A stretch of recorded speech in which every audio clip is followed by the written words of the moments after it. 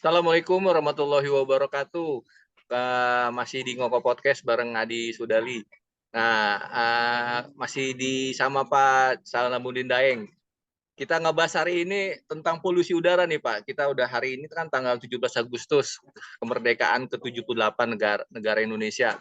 Tapi kita masih ada polusi udara nih Pak. Khususnya di Jakarta kemarin ribut-ribut di berita-berita tentang polusi terus. Yang disalahkan tuh lingkungan. Itu menurut Bapak gimana tuh Pak? Tanggapan Bapak nih yang ada ramai di berita-berita tuh Pak. Iya, itu sebetulnya masalahnya sudah lama, cuma tidak diantisipasi dengan benar ya. Hmm. Masalah polusi udara di Jakarta itu kan bukan soal baru. Tahun 2021 eh, Presiden Republik Indonesia, Gubernur DKI Jakarta, Gubernur Jawa Barat, dan pimpinan daerah di sekitar sini setelah ditetapkan oleh pengadilan atau diputuskan bersalah Hmm.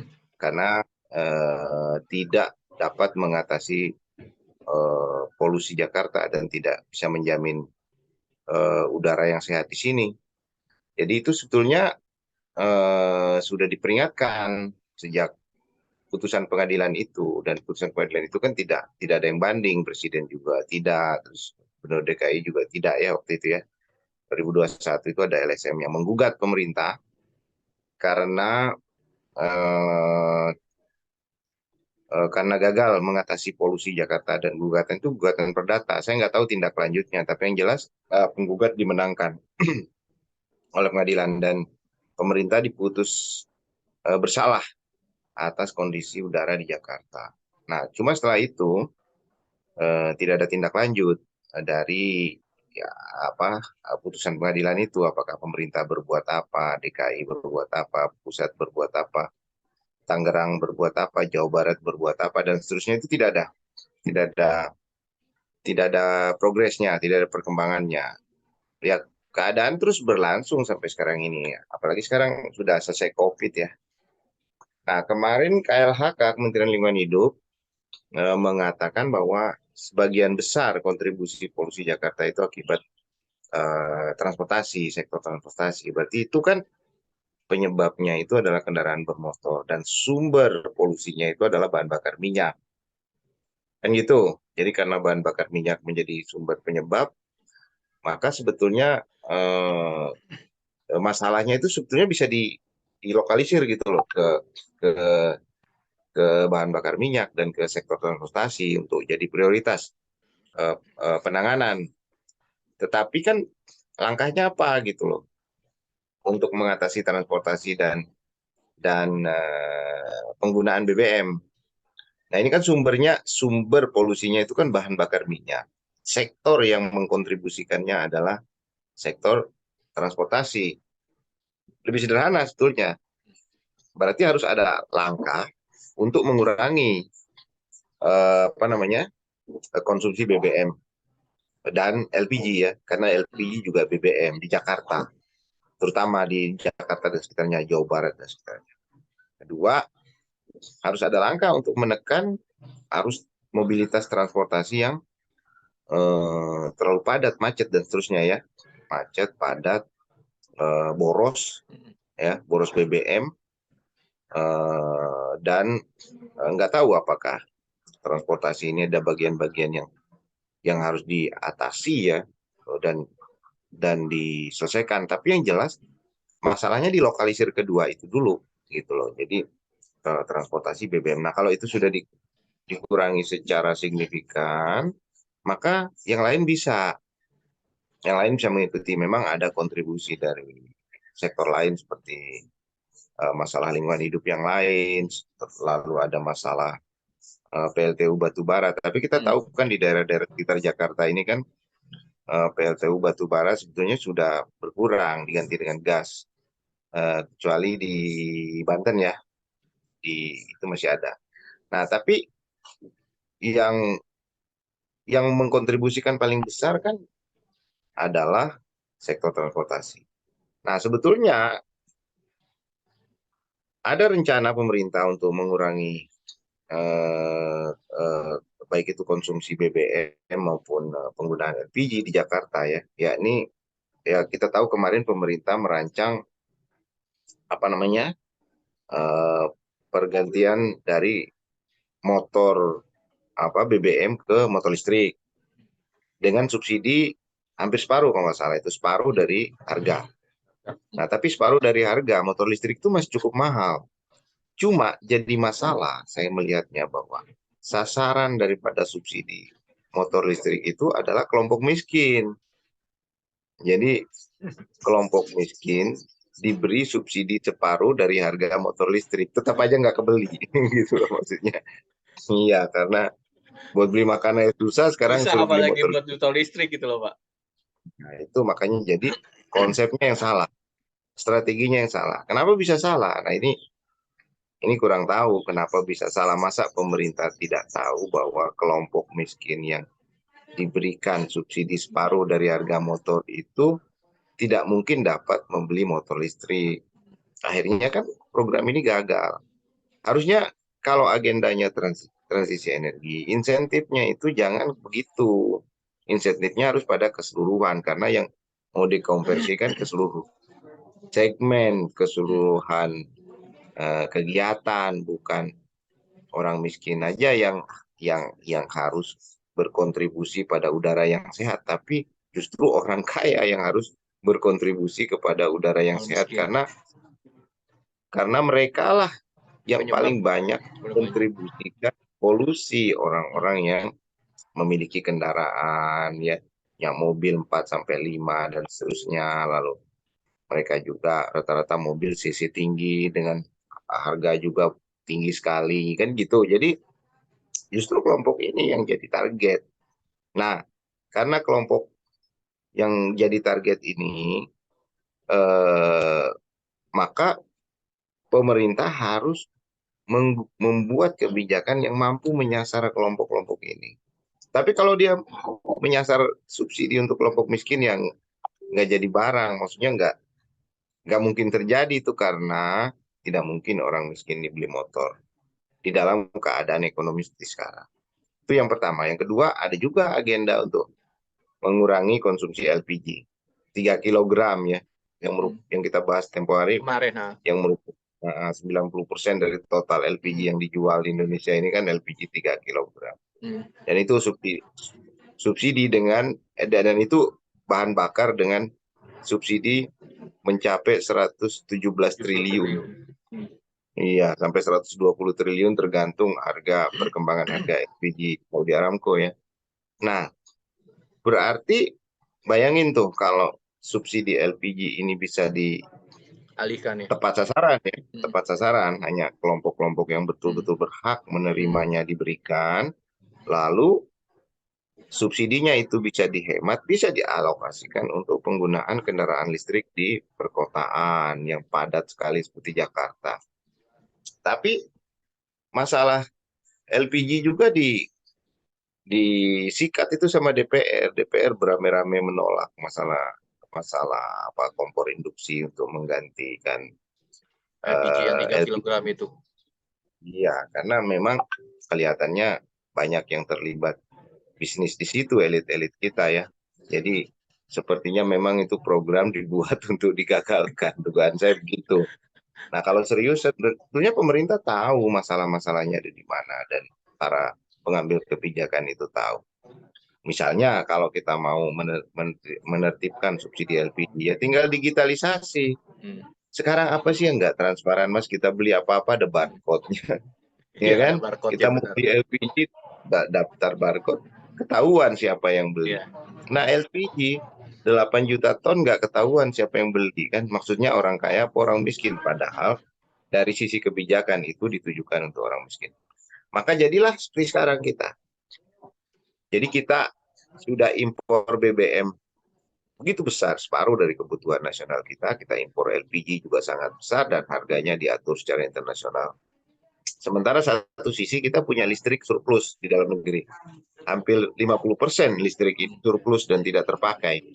Sayang kan?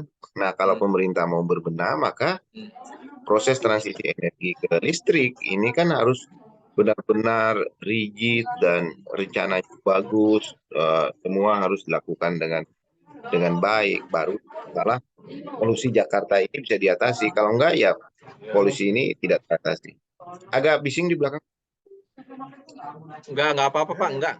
Aman kok. Ya, ya. Iya. Jadi itu. Jadi di apa? Mesti ada rencana yang terstruktur dan sesuai dengan target-target yang ditetapkan. Jadi mesti objektif analisisnya atau dasar dari kebijakan itu harus objektif. Tadi kompor induksi menyasar semua kelompok kaya, ya kan? Kemudian insentif terkait motor listrik juga menyasar kelompok yang mampu membeli itu. Ya, orang kaya sekali nggak mau beli motor lah.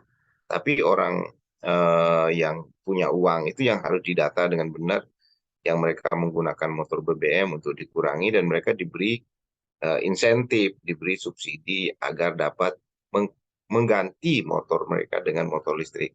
Apakah mekanismenya itu dengan menukar motor lama dengan motor baru? Kan bisa aja.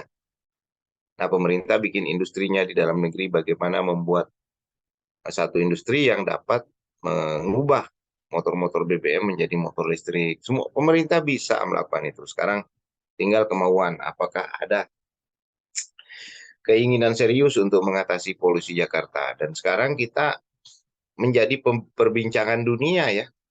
Negara kita hari ini menjadi perbincangan dunia sebagai yang memiliki ibu kota negara dengan tingkat pencemaran udara nomor 1 di dunia kan, Benar. dan berada pada level membahayakan kesehatan manusia. Nah ini yang menurut saya serius dan itu sangat sangat mempermalukan kita sebagai negara. Lalu pemerintah sendiri kan intinya malu karena kemarin pemerintah adalah penyelenggara atau G20 presidensi, di mana Indonesia itu sebagai keketuaannya di dalam G20 presidensi, dan agenda utama daripada G20 presidensi itu adalah transisi energi.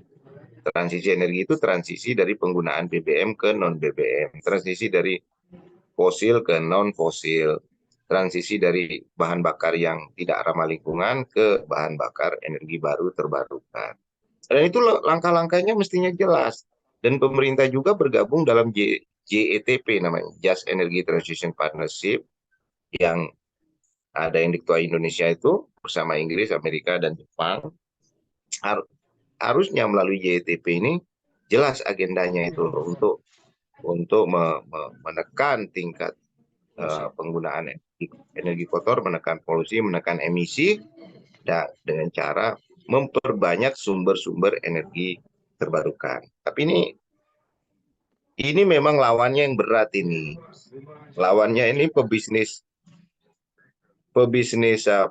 kendaraan bermotor yang mereka tidak mau kehilangan pasar. Jadi yang terjadi di lapangan justru pertarungan kepentingan di antara oligarki nasional yang terlalu keras, sehingga rakyat jadi korban. Akibat pertarungan mereka ini, kita tidak memiliki kesempatan atau momentum untuk melakukan perubahan. Sekarang pemerintah harus memanjakan penjual-penjual kendaraan BBM dengan alasan mungkin pertumbuhan ekonomi, menjaga industri, dan lain sebagainya. Nah, sementara ada yang mau menjual motor listrik, tapi tidak memiliki kesempatan karena begitu kuatnya para pemain di sektor BBM ini. Akhirnya apa akibatnya? Rakyat jadi korban, harus menanggung polusi yang sangat parah di sekarang ini, seluruh Jakarta dan sampai Depok, Tangerang, Bekasi, bahkan sampai ke Jawa Barat. Ini perkara yang sangat besar menurut saya, dan sepertinya pemerintah ini mengalami langkah buntu, nggak punya jalan keluar. Nah, ini juga akan mempersulit keuangan Indonesia ke depan, yang mereka sudah berjanji dengan Just Energy Transition Partnership itu akan membuat langkah-langkah yang serius untuk menekan emisi, mengurangi emisi atau sumber-sumber polusi dari fosil dan batu bara. Tapi ini kan seperti tidak ada yang dapat mereka perbuat sekarang ini. Nah, terus kalau ini kan udah banyak tuh Pak permasalahannya, ya udah sebetulnya udah lama tuh Pak ya, dari tahun mungkin ada 10 tahun yang lalu lah ini. Akhirnya hampir sama kayak fenomena gunung es, akhirnya meledak sampai sekarang gitu loh Pak. Itu solusinya yang untuk cepet-cepet biar kita ngatasi seperti itu apakah? Kan penawaran dari pemerintah awalnya kan untuk WFH tuh Pak. Itu efektif nggak sih Pak seperti itu? Atau yang tadi apa empat kali empat kendaraan apa satu kendaraan bisa isi 4 orang. Nah itu berjalan nggak tuh Pak kira-kira tuh Pak kayak gitu Pak untuk mengatasi masalah polusi udara seperti itu? Buktinya nggak berjalan. Hmm. Ya bisa aja jadi salah satu solusi kayak seperti WFH kemarin ya, waktu lockdown Jakarta ya terbukti sih udara Jakarta lebih baik kok waktu lockdown itu dan itu apa namanya pelangi-pelangi sampai kelihatan. Jadi saking cerahnya langit kan.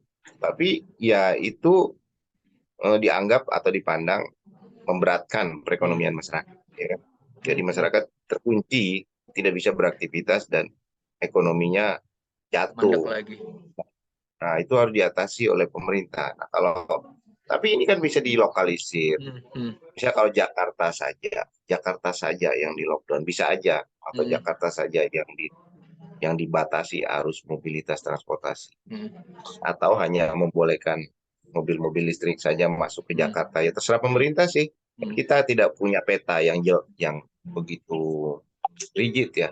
Kalau ini dijalankan berapa dirugikan, berapa diuntungkan, ini dijalankan berapa dirugikan, berapa diuntungkan.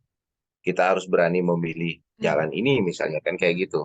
Nah, pemerintah yang punya peta atau analisis yang lengkap tentang masalah itu. Tapi semua langkah itu bisa ditempuh untuk menekan polusi atau membiarkan saja polusi seperti ini. Nggak bisa, mesti ada cara. Masa nggak punya cara? Nah, kan kita nggak pernah diajak, kita sendiri nggak pernah diajak berpikir soal ini kan. Kita mengamati bahwa mereka harus berbuat karena mereka yang memiliki perangkat. Kalau kita hanya berkontribusi kecil-kecil, nanam pohon di depan rumah, apa segala macam untuk menyerap karbon monoksida ya, menyerap panas dan lain sebagainya. Tapi kan itu hanya langkah kecil dari kita. Nah, langkah besar dari pemerintah itu apa? Aturan ya. Nah, jadi ini yang harus dipikirkan menurut saya. Nah, terkait dengan kebijakan yang lebih luas lagi dan lebih panjang lagi, ya pemerintah harus mampu bersaing di dalam industri transisi energi ini. Industri transisi energi ini kan luas sekali. Benar. Mulai dari yang paling kecil bikin mobil listrik, bikin motor listrik, bikin macam-macam lah. Banyak kita nanam pohon, kita ini segala macam. Udah mulai harus dihidupkan lagi agenda-agenda itu. Ya jangan cuma berpangku tangan.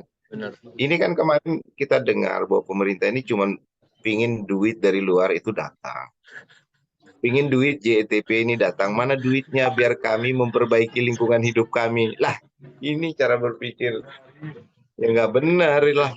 Masa untuk membenahi lingkungan kita nunggu duit dari orang. Benar. Ya inisiatif dulu, walaupun nanti orang datang mendukung, apakah mendukung secara sukarela atau memberi dalam bentuk utang, itu kan karena keterpaksaan mereka juga, karena mereka menerima dampak dari pemanasan global, bukan karena kebaikan hati. Jadi kalau orang lain tidak datang membawa bantuan, terus kita biarkan saja lingkungan hidup kita hancur kayak begini, kan nggak juga. Makanya ya menurut saya harus ada langkah dan terbuka, Mas, dan inklusif, melibatkan masyarakat secara inklusif. Banyak kebijakan yang bisa melibatkan masyarakat. Misalnya kalau pemerintah mau menggeser PLTU ke batu bara, ke tenaga energi, sumber energi yang lain, bisa sampah Jakarta, Depok, Bekasi dikumpulin, sampah daun-daunan gitu banyak, diubah jadi pelet, industri pembuat pelet untuk bahan bakar di PLTU bisa dibikin dalam skala-skala kampung, skala-skala lingkungan, ya kan? Beserta peran pemerintah daerah untuk ikut membuat pelet dari sampah dipres, ya kan, sampah daun dipres, jadikan bahan bakar pengganti batu bara.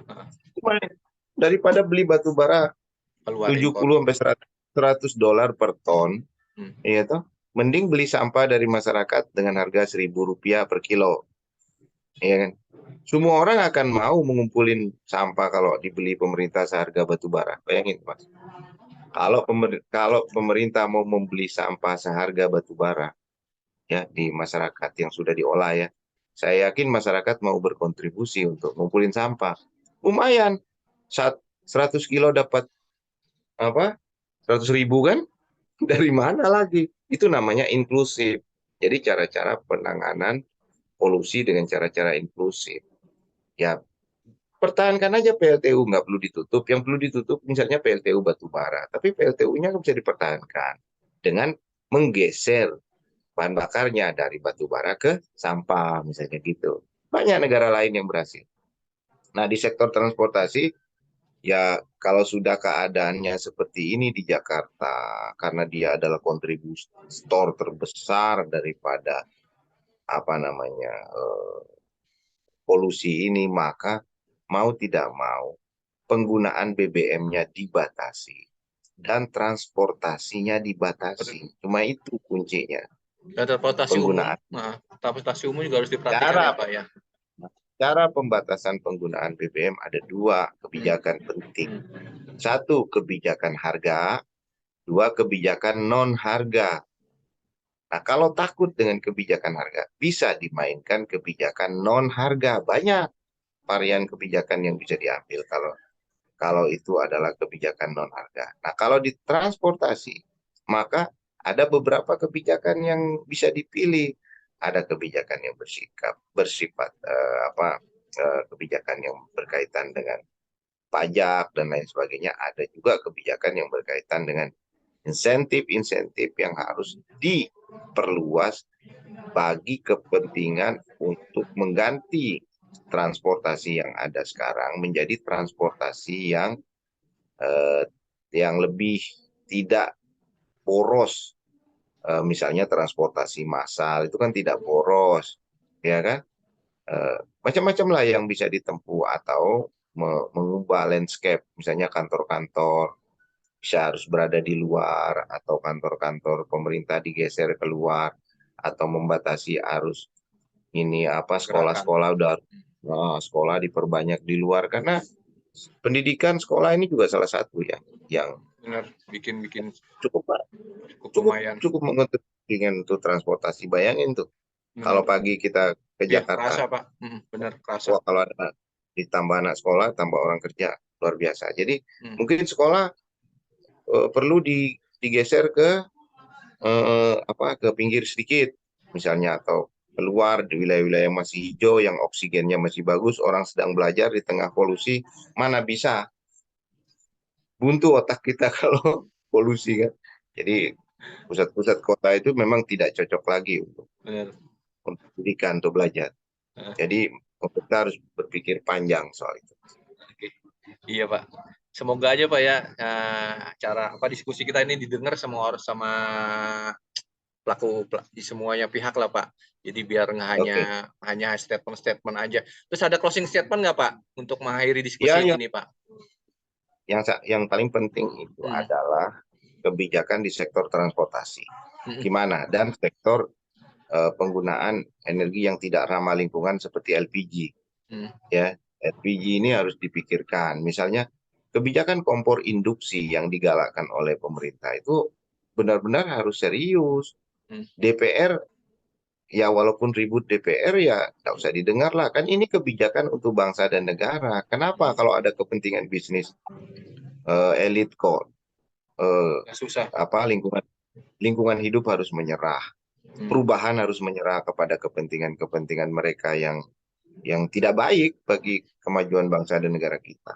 Nah, demikian juga masalah agenda untuk motor listrik. Motor listrik harus diperluas betul ininya di Jakarta, terutama ya.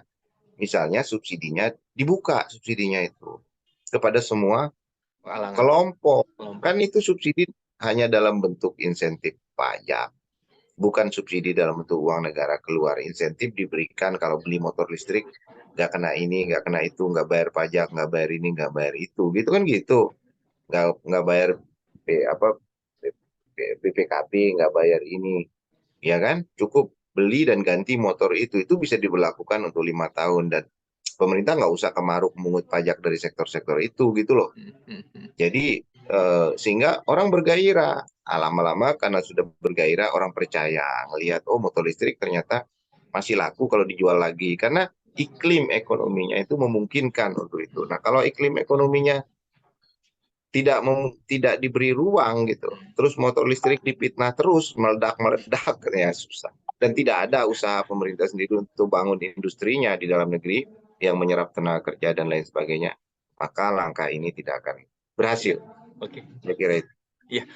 Ya semoga aja Pak ya kita diskusi ini ada berikan masukan lah Pak. Jadi untuk masyarakat sama pemangku kebijakan. Makasih Ya, Pak ya. atas waktunya. Oke, Sudah oke. diskusi. Nanti kita ketemu lagi dengan topik-topik yang menarik ya Pak ya. Makasih. Ya. Sehat-sehat ya Pak. Jaga kesehatan Siap, supaya kita silaturahmi siap, lagi. Assalamualaikum warahmatullahi siap. wabarakatuh. Waalaikumsalam.